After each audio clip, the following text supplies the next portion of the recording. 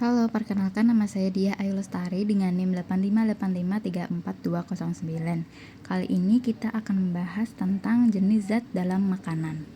Kita akan membahas tentang 3 hal, yaitu pengelompokan bahan makanan, pengelompokan sayuran, dan juga pembuatan menu 4 sehat 5 sempurna. Untuk yang pertama yaitu pengelompokan bahan makanan. Apa sih bahan makanan itu? Bahan makanan adalah segala sesuatu yang bisa diolah menjadi makanan atau minuman yang bisa kita makan. Nah, yang pertama yaitu ada karbohidrat. Contohnya ada nasi, roti, kentang, jagung, dan juga ubi ungu. Untuk protein, contohnya ada ikan, tempe, dan juga telur. Zat lemak kita dapat dari keju dan juga margarin, kemudian ada vitamin yang kita dapat dari sayuran juga buah. Ini sayurannya ada beberapa macam dan juga buahnya juga ada beberapa macam, misalnya seperti brokoli, bunga kol, buncis, labu siam, wortel. Buahnya ada buah pir, buah apel, buah jeruk, dan seperti contoh di atas. Lanjut untuk sayuran. Apa sih sayuran itu? Sayuran adalah bagian dari tumbuhan yang bisa dimakan, biasanya diolah menjadi suatu makanan atau dijadikan lalapan. Nah, berikut adalah beberapa pengelompokan sayuran berdasarkan bagian yang dapat dikonsumsi.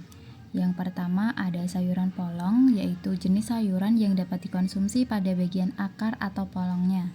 Namun yang dapat dikonsumsi tidak hanya pada bagian polongnya saja, tetapi kulitnya juga terkadang bisa dimakan.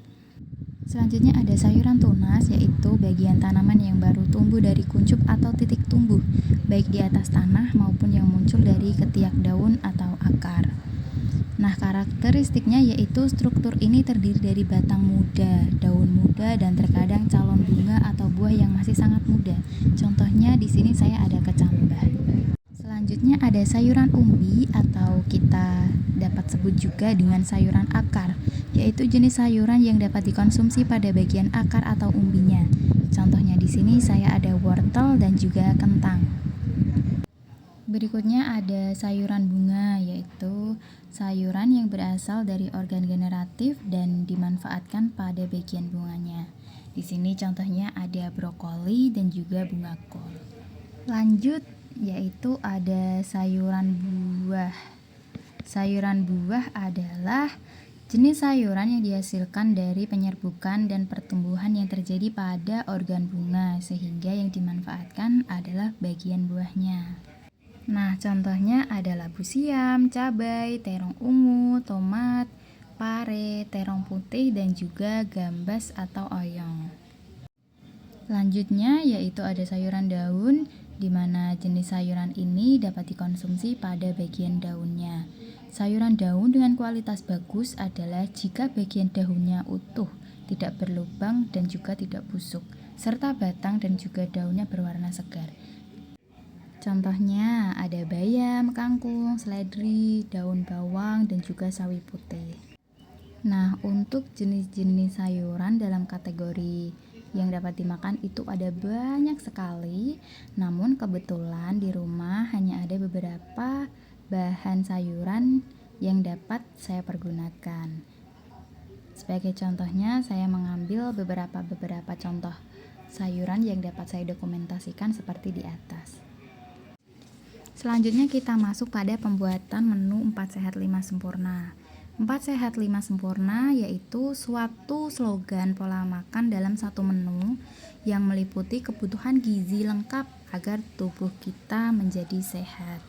Dari beberapa bahan makanan dan juga sayuran dari video sebelumnya, kita memanfaatkan bahan-bahan tersebut untuk membuat menu 4 sehat 5 sempurna dalam satu hari, yaitu sebagai berikut.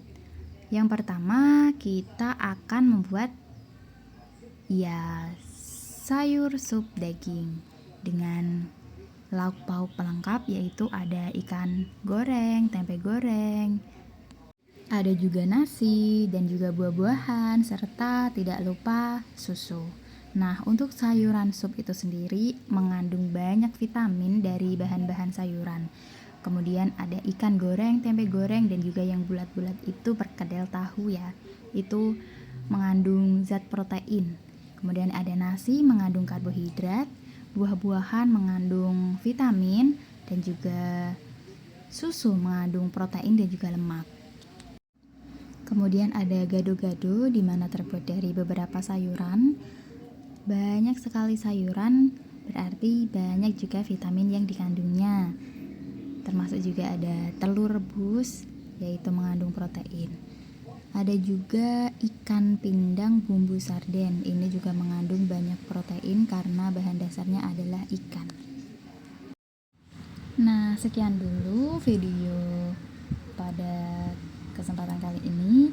Kita telah membahas tentang pengelompokan bahan makanan, pengelompokan sayuran, dan juga pembuatan menu 4 sehat 5 sempurna. Semoga videonya bermanfaat dan juga membantu memahami dalam materi yang bersangkutan. Sekian dan terima kasih. Sampai ketemu lagi di video selanjutnya. Bye.